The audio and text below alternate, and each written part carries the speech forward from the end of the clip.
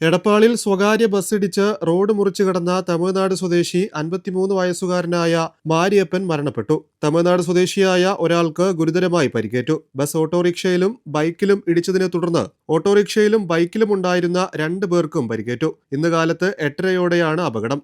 തൃശൂർ റോഡിൽ ബസ് സ്റ്റോപ്പിന് സമീപത്ത് റോഡ് മുറിച്ചു കടക്കുന്നതിനിടെയാണ് തമിഴ്നാട് സ്വദേശികളെ സ്വകാര്യ ബസ് ഇടിച്ചത്.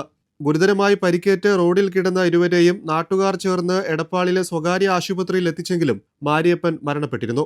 ഇതേ ബസ് തട്ടിയാണ് ഓട്ടോറിക്ഷയിലും ബൈക്കിലും ഉണ്ടായിരുന്നവർക്ക് പരിക്കേറ്റത്.